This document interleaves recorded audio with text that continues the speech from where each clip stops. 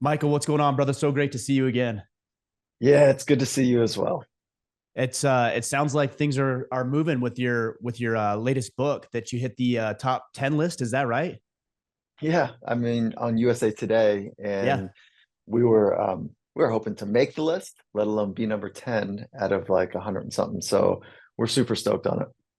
Yeah. What do you attribute that I mean, obviously the book resonates with people. So obviously the book for guys that don't know is the first rule of mastery, but what do you think that resonates so deeply with the guys, and why this book as opposed to, because I know you've written other books and other works, but sometimes something just clicks, right? Yeah, so I wrote an article. This is a little bit of a maybe a clever way to think about if somebody wanted to write a book that I accidentally backed into the strategy. But I wrote an article for Harvard Business Press, and they called me 12 months later and they said, "Hey, you touched a nerve. You were the number one downloaded article for 12 months in a row."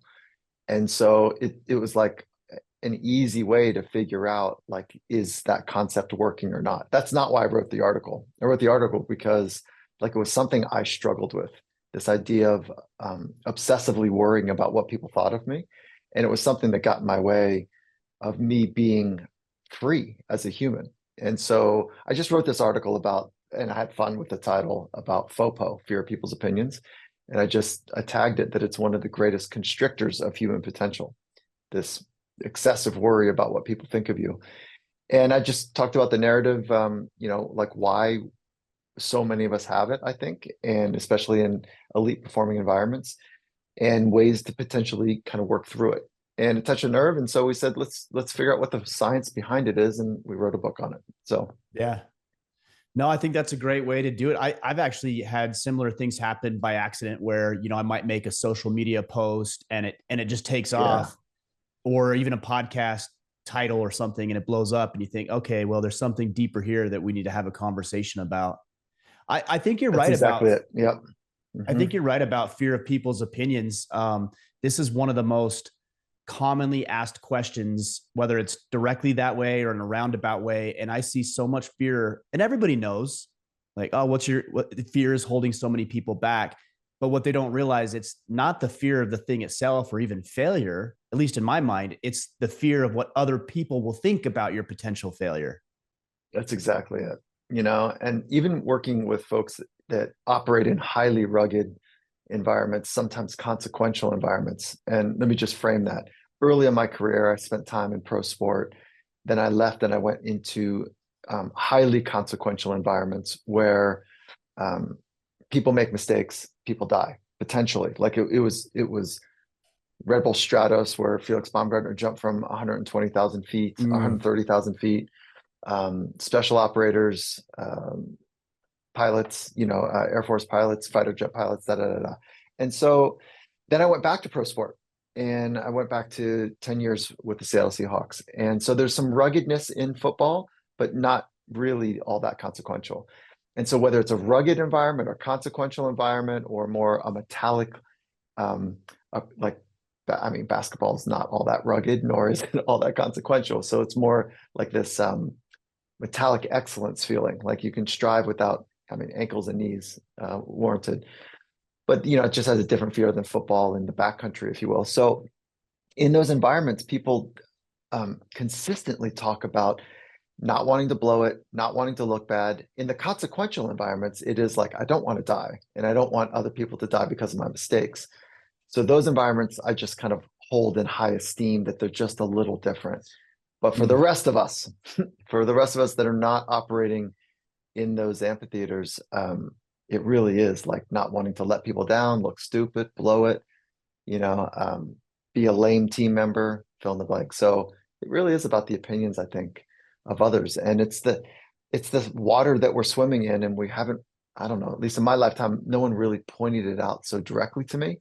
So I thought that I was just kind of the weird one that was over indexing on approval and fearing rejection. And that, come to find out, there's some real brain mechanism that goes back hundreds of thousands of years about why that is so important, even in modern times.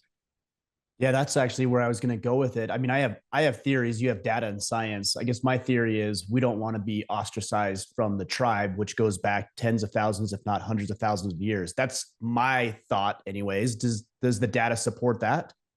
100%. Because if you and I were in a tribe and we were trusted to do something and we came back empty-handed over and over again, maybe 3 or 4 times, and we're kind of disruptive to the culture. So not only are we coming back empty-handed, letting people down, but we're kind of knuckleheads. At some Mm, point, elders say, look, you're on warning now. This keeps up, you're gonna have to fend for yourself. You're out of this tribe. And so rejection was a near death sentence because trying to figure out how to fight, forage, fend, hunt, and gather all by ourselves was too much. The wild's too big, and we'd be, taken advantage of by the wildebeest or warring tribes or just Mother Nature in general. Obviously, that near death sentence was such a big driver that 200,000 years forward to modern times, like we're still scanning see if we're okay in the eyes of others.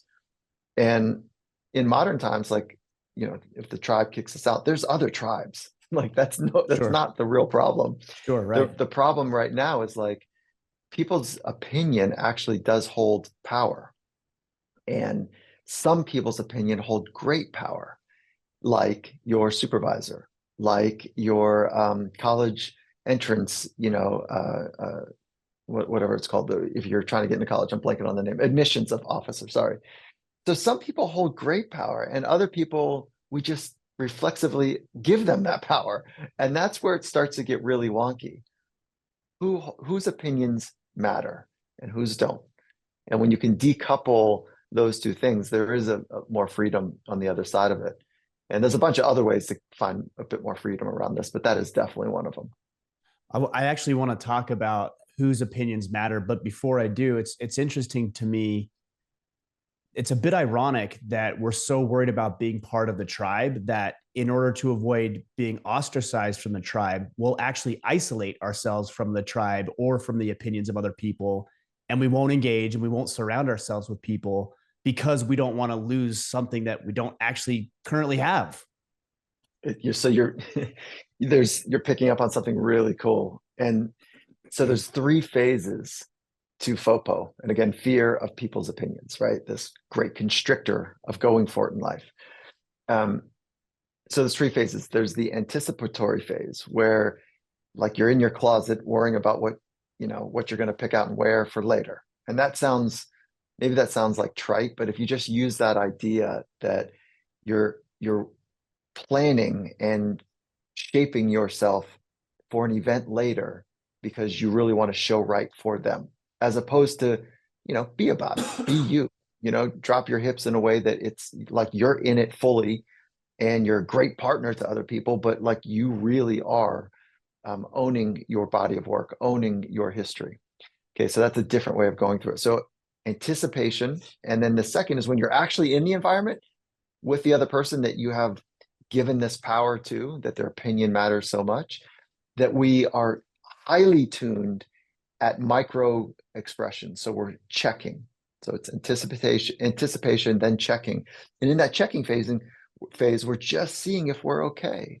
We're looking for the way that they squint, the way that they laugh, smile, nod. How do they hold themselves? What's the tone and contour of their voice? And we're checking to see if we're about to be rejected or if we're okay, we're safe in the middle of acceptance. And that leads to the third phase, which is how we respond when they give us some kind of hint that we might not be enough according to them. And there's 5 types of response. We start to conform. So it's mild, but we start to shape shift just a little bit. We'll laugh at a joke we don't know. We'll pretend like, we're drinking something, even though we don't want to drink. We don't want to be the weird one. We'll say that we know that movie, but we never watched it. We pull out our phone to show like we're busy. Like that's small little adjustments that take place. We'll contort sometimes. We'll flat out laugh at an offensive joke, fill in the blanks. And then it goes to your point that we'll straight out disconnect from people because it's too much. Like having to bend to their approval is so overwhelming that we say, not for me. And we pull out of that relationship. And so that is one of the 5 ways that that we do respond when it feels too much. How do you avoid misinterpreting those checking type cues? Because I've had situations where I might assume somebody's thinking one thing, and then I'll respond based on what I interpret, and I could be completely off. For example, somebody might be rude to me, and then I'll respond by either being rude back or ignoring them or just moving on. But they weren't actually being rude. They were just having a bad day. Yeah. So you're picking up on that we hit the science in the book, which is, and I don't have the exact numbers, but there was a study that was done, and they took a look at life partners, like over 15 years, and people that strangers. And the idea was try to guess what the other person's thinking. And they would give them some sort of stimulus to get it right. And even life partners, like people that are supposed to be able to finish each other's sentences, were terrible at this game. Right. And so so again, even the person you know best, we're not good there at guessing what they're thinking. So the best strategy, according to the research, is to do the most obvious, which is to ask, what are your thoughts on this? Hey, it looks like you're not vibing with what I just said. Like, is that right? Oh no, sorry, I had something in my eye. Or, what gave you that opinion? Well, you're frowning. Oh, well, actually, my eyes are kind of whatever, and I need to get them checked. Whatever the issue is, we are really unskilled at guessing what another person's thoughts are. Micro expressions and expressions give a hint or a look, but it's not the full mechanism of what's actually happening inside a person. So just ask. Sounds so simple, but it does require a bit of deference to say, I'd like to hear your thoughts on that too. Like there's a little bit of deference in it. So we tend to play it cool rather than be accurate with what's actually happening. I like that open-ended statement. I'd like to hear your thoughts, because I think sometimes if you do ask a person, that could be threatening to a person that you're asking if they are feeling awkward or uncomfortable or some sort of something towards you, and they'll lie. They'll say, "Oh no, I'm fine." I mean, a wife, for example, might do that all the time. You ask what's wrong, she's like, "I'm fine." She's not fine. so how do you determine or work through some of that? Well, you know what FINE stands for, right? What is it? Freaked out, insecure, neurotic, and something else.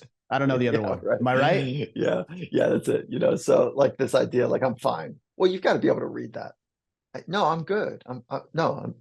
Why did you think that? Like, or whatever. Like, there's a different way of fine as opposed to no, I'm really okay. Yeah. So fine is a trigger word in my relationship as well. So I know I need to double click.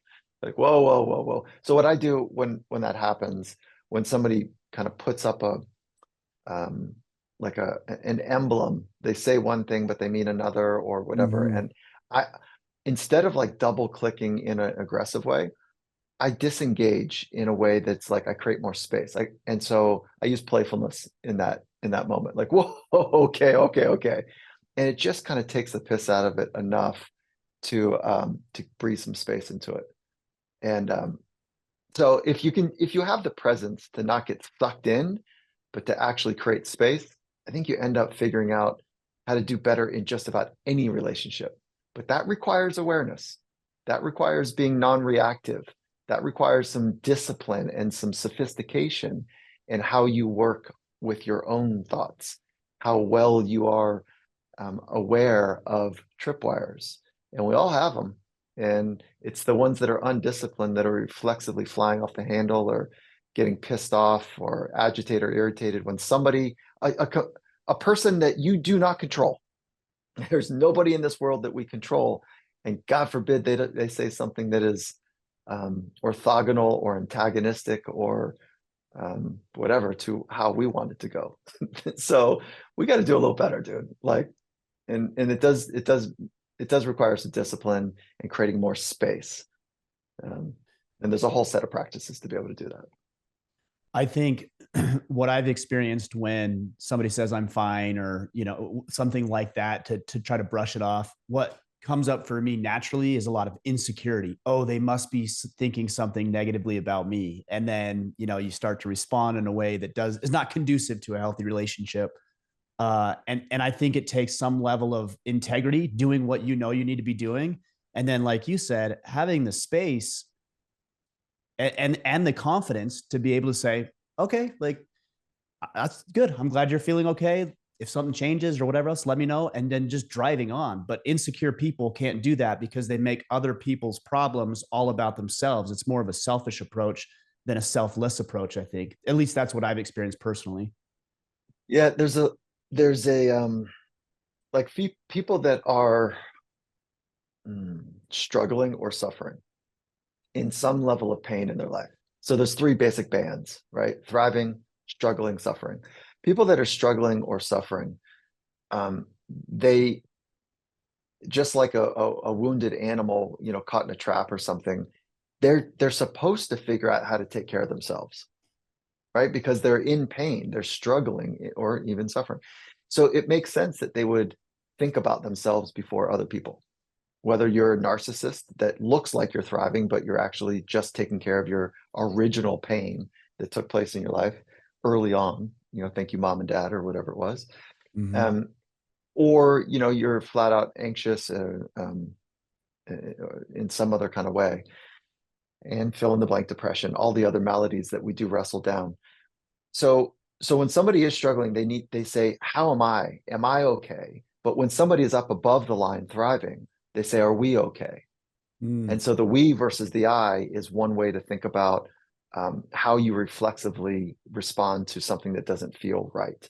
And then I'll add one more context. If the reflex is, are we okay, but you're coming from a place of weakness because your happiness depends on their happiness. We call that technically codependency. If you're reflecting from that standpoint, it's not above the line, really. So it's masquerading like it's above the line. Hey, we good? Are we okay? Like, your relationship matters, our friendship matters. Like, is everything cool? Is different than dancing underneath in an anxious way, presenting like I care about our relationship, but I'm really just trying to take care of myself. Like, shit, if we're not okay, I'm not okay. Because that's what codependency is. So you can think about it above the line and below the line in that respect. And I think we feel it.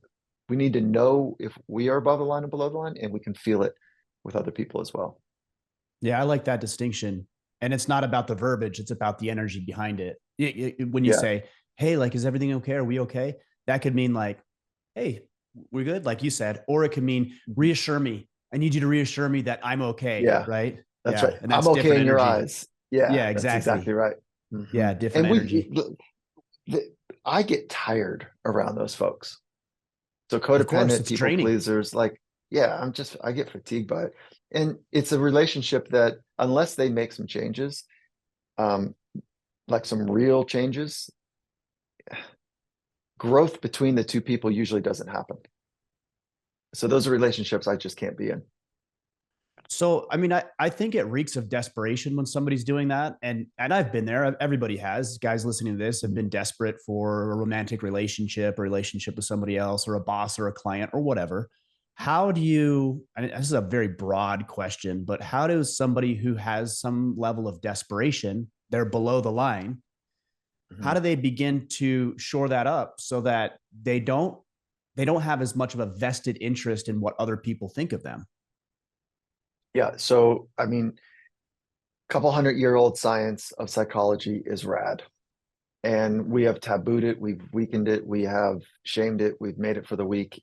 That's just fucking bullshit, dude. It's the most extraordinary thinkers and doers on the planet pull me into rooms faster than the second tier, because they're really on a mission. They understand that they've got to be their very best. They want that. They've got a real purpose in line, and like, they're about it. And so what they're looking for is how to work from the inside out. That's all psychology is. It's the study of yourself. How do your thoughts and emotions work? How does thought one and thought two, configure into thought three?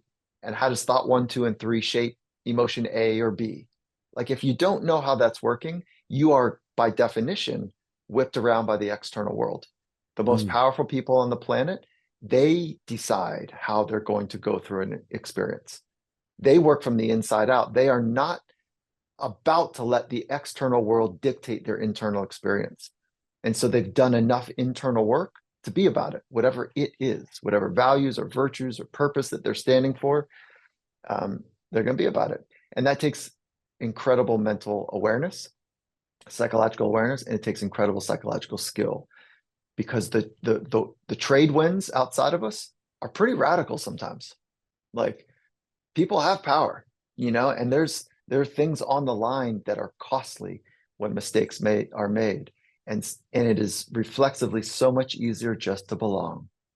There's safety in belonging. There's safety in being in the center of the pack. That's not where potential is expressed. That's not where growth happens. And so if we don't invest in our own mind, our brain will win. And so the brain is the tissue that's kind of running the program, the 3.2 pounds of tissue that sits in our skull. And the mind is a bit like the software that if strong enough, operates to run the hardware. But if your mind is not elevated, invested in, upgraded, trained, the brain wins. So it's all about safety and survival. Yeah, it's that what are the lizard brain or whatever they call it, which is the it's a good analogy. The early versions of our brain, before we were able to process thought and emotion the way that we can today. That's right. The question I have, though, is are there certain tactics or practices that somebody could implement in order to become more aware and work from the inside out? For example, journaling has been big for me. And I ask myself in my journal, why?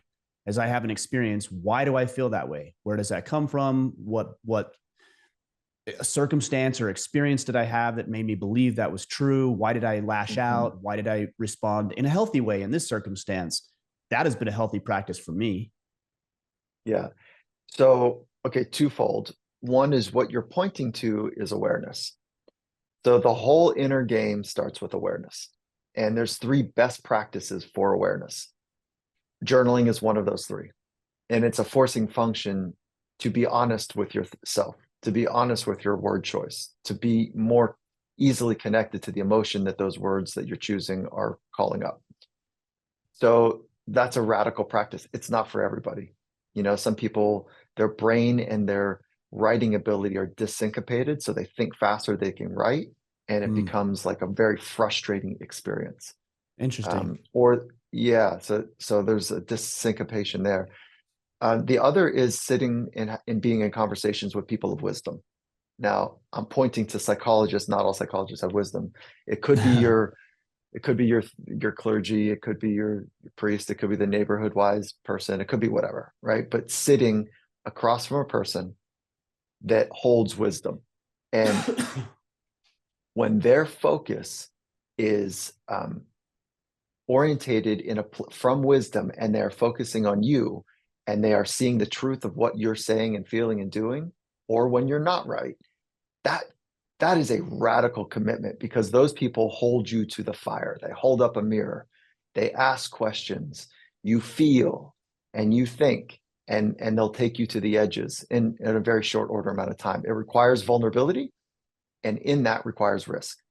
So that's where sitting across a human that holds wisdom, that's dedicated to listen and to understand you. It's a radical commitment. And the third is meditation a la mindfulness practices. Sitting and doing your meditations is a way to become evidence-based, and an ancient tradition to become more aware of your own thoughts and emotions. Meditation has always been a struggle for me, because I don't really know what it is or what I'm supposed to do. Like, do I just sit there and not think, or do I sit there and think about things? Do I what does it mean to be present in the moment? All of these concepts that are kind of hard for me to wrap my mind around, if I'm being honest about it. It's hard, period. It is one of the grounded foundational practices to become more aware. There are hundreds of apps out there, brother. Go get one. There's so many. I'll send you. I've been practicing for 20 some years. I'll send you one of my favorite that I pass on to my athletes. Yeah, please do. Yeah, no problems. But is this a daily practice for you, meditation? 20 some years. Yeah. Is that right? Okay. Yeah. Yeah. And it doesn't, I mean, sometimes it's just a handful of breaths, sometimes it's 20 minutes, so it ranges. But for the more than not, it's better than 10 minutes over the last 20 years. And it's I don't know how I do life without it. I was angry, pissed off, and anxious as a kid. And um the world does not need a 22-year-old Mike, period. And so like I don't know how I would have done it without it. So it helps me understand what's really happening in my own life, in my own head, my own heart. And it's given me more power than I ever thought I would ever be able to attain. So I feel like I'm in control of me better than I ever was. So how do you do it? There's two basic types, Ryan. There's what's called single focused mindfulness. And that's one type. And the other type is called contemplative mindfulness. So let's just start with single point. The single point focus is you set your timer, let's just say it's for 2 minutes, and all you're going to focus on, as if a loved one's life depended on you getting it right, was with all of your essence, you focus on your inhale. And then when you reach the top, with all of your essence, you focus on your exhale. And then rinse and repeat, for 2 minutes. Inhale, exhale, inhale. But with all of your essence. Now, what's going to happen on your inhale, your mind's going to wander away from it. And you're going to say, I don't know, am I doing this right? Just an inhale, that's all I'm supposed to do. So it's all this narrative. And you wink at it. You're like, I see you. Come back to the task at hand, which is the exhale. Okay. And then your mind goes, the laundry list of things you've got to do, or you think about your left butt cheek is now numb or whatever. So you're working with yourself, and it's starting over 1,000 times. It's refocusing on the task at hand. And what that's training is for you to be in the present moment more often. And when you're in the present moment more often with anything, you have the opportunity to get down to the truth of it. And now you're playing a different game. When you're operating from a real deep source of truth, as opposed to like this surface game, it's a totally different way of going through life. And the present moment, it's where high performance happens. So if you're training your mind to be more present, you're going to move up the ladder of consistent high performance. That's how that's the world I operate in. The second is that it's where all things that are amazing happen. Can I say something about that before you jump into the second form of this? Sure, please. I've seen this even just recently, excuse me, physically, as I train. I would go through a workout program kind of haphazardly and, just go through the motions. But when I started to get serious about it, I would think about being under a bar, for example, on a bench press. And I'm not thinking about all of these other things, just get through the workout. I'm thinking about where to put my feet, where my shoulders need to be, how my back needs to be arched, the path of the bar that it needs to follow. And it's not coincidence that my performance increases and I start to see results because I'm present in every little detail of the movement itself, not thinking about what the next movement is or what I have to do later today or any other distractions that could keep me from being focused on that task at hand. That's exactly it. Or is he or she looking at how many plates I have? Like all of that Right. noise, right? Yeah. Right. Yeah. So what you're talking about is like a discipline experience. Or no, let me strike the word discipline. What you're talking about is being fully present. And that's where high performance happens. So meditation is a way to become more present. Now when you're in the messiness of life or a performance environment and you've trained yourself to be more present, it's that, like it's an exponential opportunity that you're going to be more present in the performance environments that matter to you.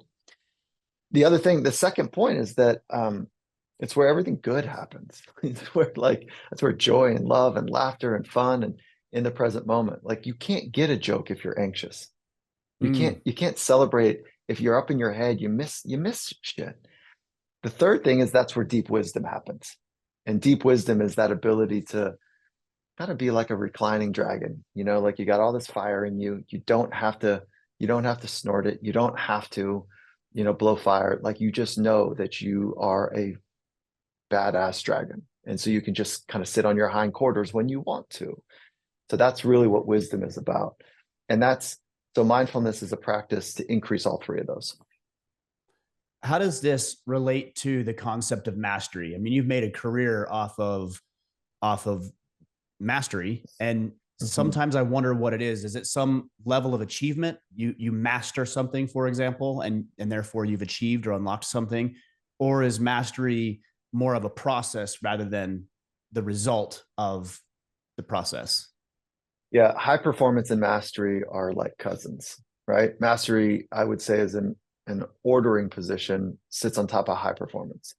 So high performance is really interested about being able to execute on demand, right? So, and to do it at a very high level. So I can get it done, I can deliver, I can do it at an elite level under complicated conditions. So that's high performance. And I'm not interested in peak performance, never have been. That seems to me like that's crazy that we're trying to peak. I'm interested in sustaining high performance, like a superior, elevated state that I'm able to execute at a high level, again, across complicated conditions. And so mastery is different. Mastery just has a different contour to it. Mastery is, it's more artistic. So it's a step up. Like, yeah, I can deliver. If I'm a true master, I can deliver across complicated conditions. But there's a shape to it where I'm now more artistic in it. And it's not because I'm interested in the expression of high performance. I'm actually interested in the larger context of how I'm designing my life. And so mastery is a path. It is an expression. It's artistic. You can do it in complicated conditions, meaning when there's duress or stress or pressure or consequence. And then, but it's also committed to mastery of self.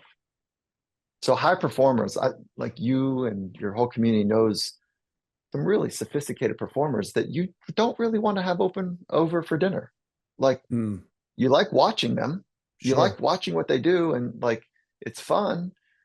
But then when they get over to dinner, it's all about them. It's only about the thing that they do. There's an obtuse, narcissistic way about them. They're not really connected to other people. They're not somebody you'd want to get in a foxhole with. But when the lights turn on, they deliver. And they've spent, I don't know, 20,000 hours investing in how to be able to deliver when the lights turn on, you know? So mastery is more about mastery of self and mastery of craft. And there's a different artistic commitment to the way that you're designing your life. And I'm far more interested in mastery than high performance. And so that's just kind of where my evolution has been in my life. Yeah, I've never really heard it explained like that. I was actually watching a video at the gym this morning, or it was highlights of a basketball game last night. And I can't remember who was playing, but it was tied and it went to overtime. And Steph Curry, eventually somebody passed the ball to Steph Curry, which is a good bet. I mean, it's a safe bet for sure. And for sure. Passed it, and he had, I mean, a split second to make this shot before the defender, had his hand in his face and made this incredible 3-point shot to put him up by 5 points, I think, and the time expired after about 10 seconds. And I watched that clip this morning and I just thought to myself, that's incredible that he got that ball. He had made the decision to shoot before he got the ball, probably. And he made the shot in spite of being rushed. It looked like every other shot that he had made. The defender was in his face and it was nothing but net. It was so incredible, truly incredible. Yeah, he is something else, isn't he? And Yeah, that culture absolutely. that they've built, I spent some time with Steve Kerr when I was up at the Seattle Seahawks. He came up to understand what Coach Carroll and I were doing to try to build the culture at the Seahawks. And I think a lot of people might find this surprising, but he's built his culture on joy and love and togetherness. Like its foundation is about celebrating the fun, the joy of being your very best and to do it together. And not all cultures have challenges. It doesn't mean that just because you say it, that's what it is. Right. But they're more on it than off it. And it's pretty cool to know that that's out in the world like that. That sounds more like a mastery, an artistic expression of enjoying the game or enjoying life or whatever your craft might be. Yeah, as opposed to like, I don't know Bill Belichick. I've got great respect for what he's been able to do, but like their culture is do your job well, do it right. Just do your job. And which is very different than Let's celebrate being your best. It's just a different tone. And so, and of course, because I haven't been in those walls, I could have it completely wrong. I'm just picking up on what guys have told me. But Sure. he's won a lot, No doubt. so it's No like, doubt. Something's so working.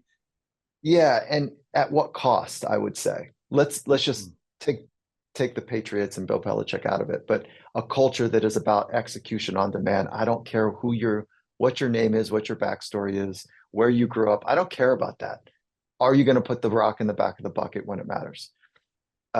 Those environments are so dismissive of the essence of the human. It creates great turmoil for people after they leave the league because they were used, they were bought, they were traded, um, they were used for their talent, and they made a lot of money, and they've got a platform if they want to do something after. But why is it? Why is it that 87% in the NFL within 2 years of leaving the league are completely broke? They don't know who they are. There's not enough cultures that are saying, look, we're going to figure out how to be our very best together. And to do that, we need to know each other. So I want to know your scar tissues. I want to know your traumas. I want to know your ambitions, your hopes and dreams. And I want you to know mine, because when it comes down to it, we need to keep our arms locked together.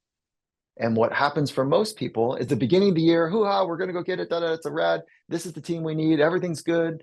And we're all locked in brotherhood. And then as soon as like things go sideways and there's real stress in the system and it's starting to fray, people pull their arms apart. And that's where the whole thing falls apart, because we know that sport is make believe.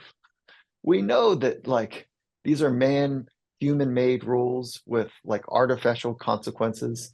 If you step over the line, you don't get shot. There's no landmine there. You just get called as a foul, and people boo. And maybe you don't get another contract. And I'm being dismissive to their pressures, but that's why we don't take care of each other, is because the consequences are not real. Mm. When consequences are real and you're in a foxhole, you're only going to want to be in those foxholes with men or people that are about it, and they're going to have your back. You're going to have their back, and the only reason you do that is because you've invested in them and they've invested in you. So that's where relationships sit at the center of anything that's going to be special. Period. Full stop. Yeah, I think that's valuable. I've talked with over 450 men now on this podcast, and Very all of cool. them incredible in their own right.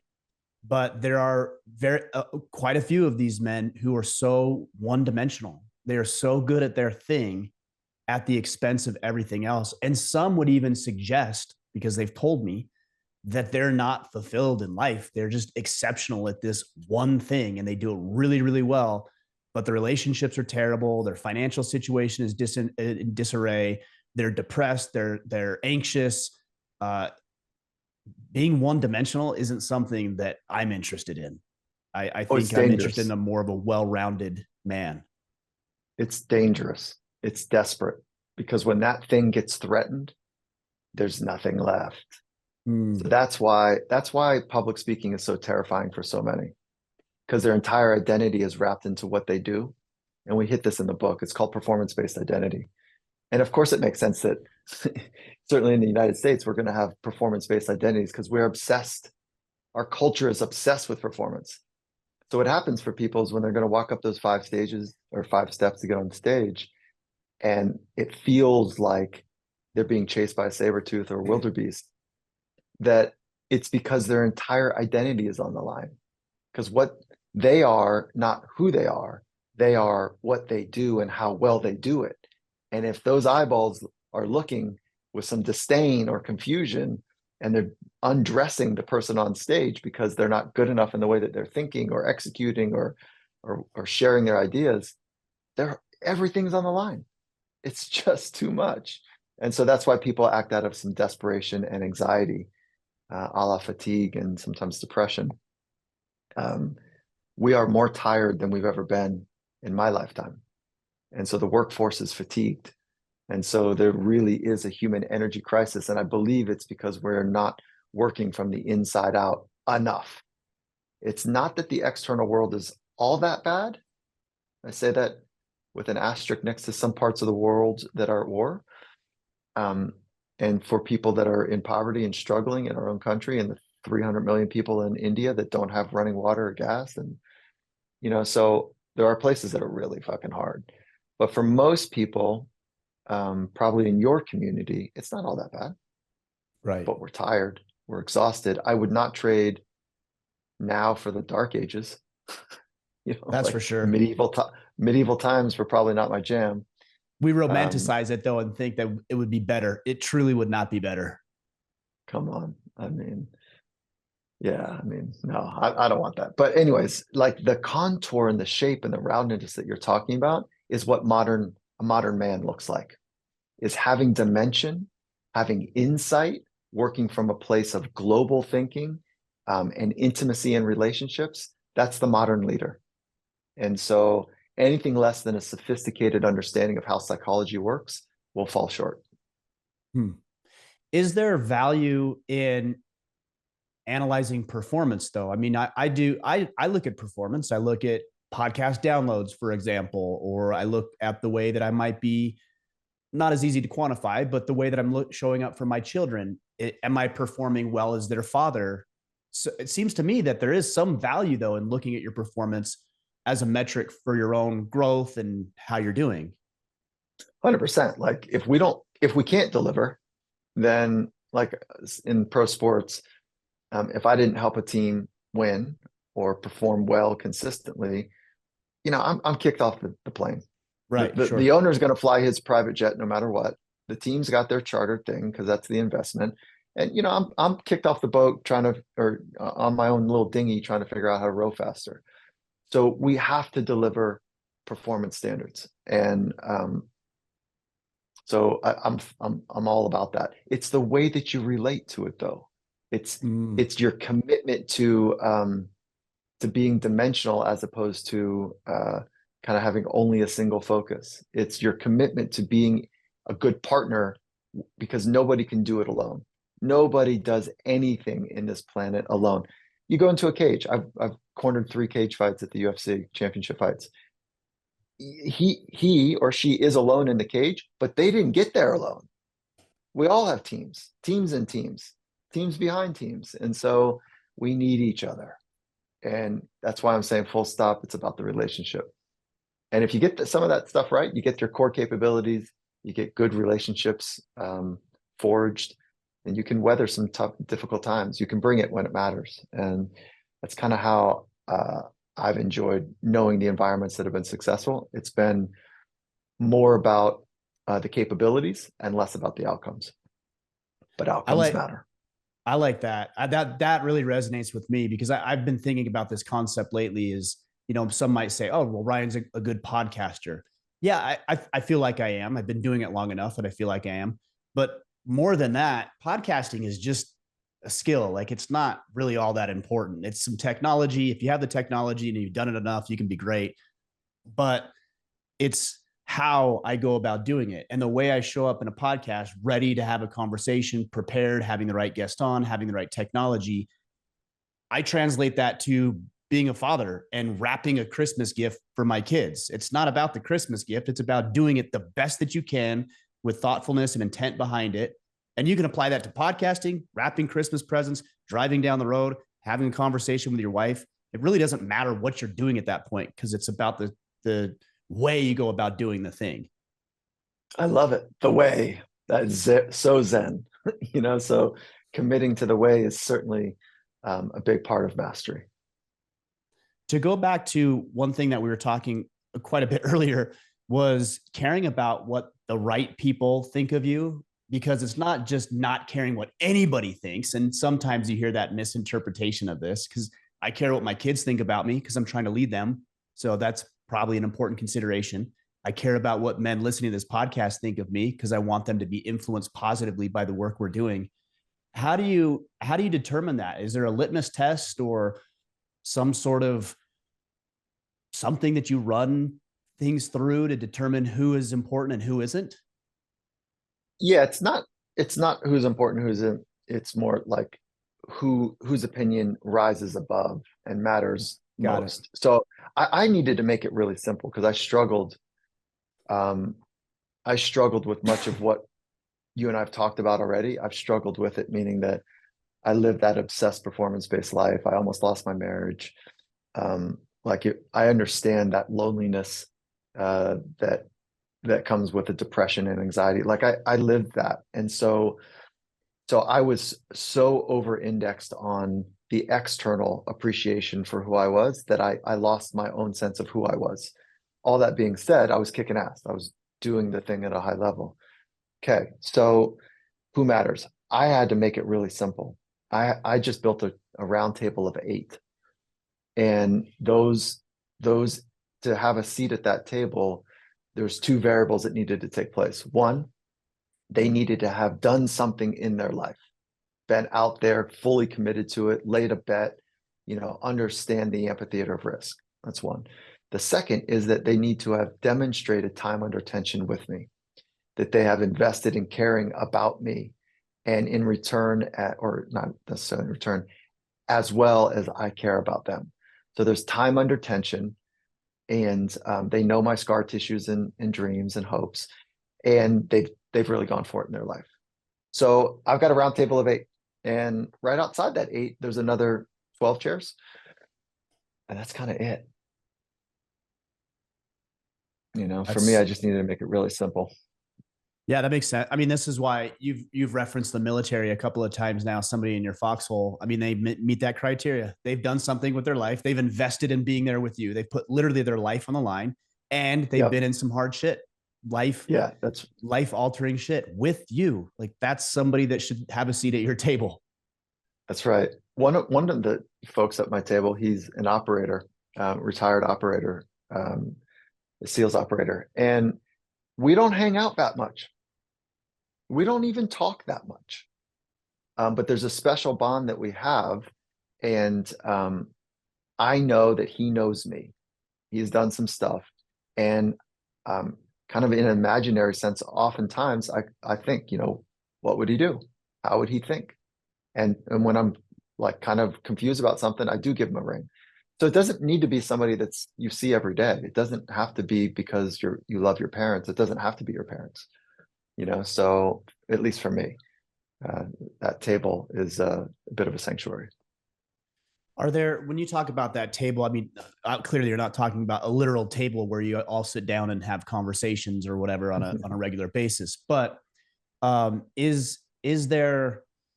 there questions that you should be asking of these individuals to determine if they're as interested or vested in having that type of relationship as you might be? That you mean the time under tension bit? Time under tension, just having a relationship with them, more of an accountability relationship, or that they know that you count them among your trusted advisors. Well, for me, it's the relationship would make sense. They know, and whether they know or not that they're at the 8 is immaterial. This is not transactional. This is not, there's a feeling and a contour to it that they'd say, oh yeah, I'm part of his life. Oh yeah, of course. Yeah. Oh gosh, I'm glad I'm one of the 8s. Yeah, it's great. Yes, of course. So there's no like, hey, will you take a seat at the table with me? It doesn't work like that for me. I've never explicitly told these 8. Yeah, that makes sense. I have a lot of guys who will ask, for example, with mentorship, like, oh, how do I find a mentor? And that might be more of a transactional relationship, right? You hire a mentor, you hire a coach, you hire somebody who can help you accomplish whatever specific task you're out to accomplish. But this sounds different than that. Oh, totally. Yeah. One of my mentors is at the 8, but he's known me since I was 15. So it's like, it's a little different. And I think it's a really good question. How do I find a mentor? How do you answer that? I've never had to look, but I've had some really cool mentors. Yeah, most of my mentorship has been organic. I have hired coaches and things like that for specific tasks, but what I would suggest is that you find somebody who is accomplishing one of 2 things where you have your 2 kind of criteria. Mine is they're either accomplishing what it is that you want to accomplish, or they have a track record of helping other people accomplish what you want to accomplish. That's And interesting. and it has to be that you have to throw that second one in there, because you could take Bill Belichick, for example, since we were talking about him earlier. Like he's not going to be the greatest quarterback of all time, but he coached the greatest quarterback of all time up to this point. So is he worth considering as a mentor if you want to be a great quarterback? Yeah, probably. Even though he's not actively doing the thing, he has a history of being able to perform and do it that way. The person has to also want to be interested in you, Sure. like, I mean, it's transactional if you're paying them, if they've done it for other people or they're further down the path and they want to spend their time. I don't know, that those both to me sound like either it's transactional or the person is like, man, I would love to spend time with you too. Like, you're cool on your path. Like, I see me in you and I'd love to be able to help however I can. Most people that are, if you're trying to get closer to somebody that's doing the thing that you want to do, they're going to try to figure out how to fold you into what they're doing.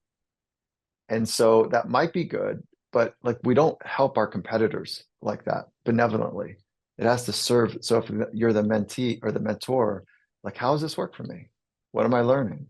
If I'm learning something that I want to learn about, maybe AI, and you're closer to AI, great, come on. It's an equal exchange. That sounds fun. But that is transactional too. So Right. I'm less interested in people I'm less interested in mentorship relative to achievement, because I'm more interested in, like, what are the capabilities? Like, that person that's really happy and there's a vibe, and I can bring some sort of role to their life and they're bringing some sort of role to my life that has meaning and purpose and not transactional. So whether it's happiness or joy, or I fill in the blanks, I think it gets tricky when I think you got to pay for that. If it's like somebody that I do is, too. yeah, right. So And I mentorship for think me, both I've never serve their paid. purpose, right? I mean, Yeah. I have coaches that I hire, and that's the Yeah. extent of our relationship. I hire you, you teach me how to do X, Y, and Z, and I pay you whatever we agreed upon. And Yeah. Right. I'm good with that as long as we both know, hey, this is a transactional relationship. Cool, good, Right. done. And then I have, Yeah. like you, I have a small group of men who I can call on a moment's notice, and I know them, I know their struggles, I know their family, I know what they're dealing with, they know my baggage, they know all my stuff, and they're free to share with me what needs to be shared, even if it's uncomfortable and inconvenient. What was that wildly successful soccer TV show? Oh, Ted God, Lasso. oh, Ted Lasso, right? So Yeah. when they would close the door and they would have their little council meetings, Mm-hmm. those are like, if you can find a group of men in this case that you can have those real honest conversations with, they're so good. Sometimes the one-on-one is magic, and sometimes the 6 men in a room is like really special. So I don't know, it's rare to get that at work environments, but that's one of the things that sport does offer. It's one of Yeah. the things. I'm not with a pro team right now. It's one of the things I miss most is the relationship with the coaches, solving things in each other's lives. Yeah. It's powerful. Well, Michael, I appreciate the discussion and conversation today. I took a bunch of notes. If you saw me with my eyes down, it's because I was taking notes, and Right. Yeah. I'm Thank you, actually man. in a good position to be mentored by men like you and so many others. So I've got so many different Jesus. notes, but it's been Yeah. good. Can you tell the Isn't guys it? where to? Oh, go ahead. Sorry. No, it's just fun to be a learner in life, so I appreciate that position. Yeah. Thank Yeah. you. Can you tell the guys where to connect with you, learn a little bit more about what you're doing, and then pick up a copy of the First Rule of Mastery? Yeah, for sure. So First Rule of Mastery is everywhere. You can find it wherever you buy your books. And then the second is the podcast. Finding Mastery podcast is awesome. It's a way to have a relationship. And the third is we're on all the social media stuff. It's at Michael Gervais, Gervais. But the most interesting way is that we've taken best practices from high performing sport and we've brought those best practices into business. How to switch on your culture, how to train the psychological skills of people inside that culture. And so that's where I spend most of my time, is helping people in corporate settings invest in their psychology. And so all of that's online, findingmastery.com. We'll sync it all up so the guys know where to go. Michael, I appreciate you and your work and your books, and taking some time to join us today. Thank you very much. Appreciate your community, the way you ask the questions. Really, really appreciate this time, Ryan. Thank you.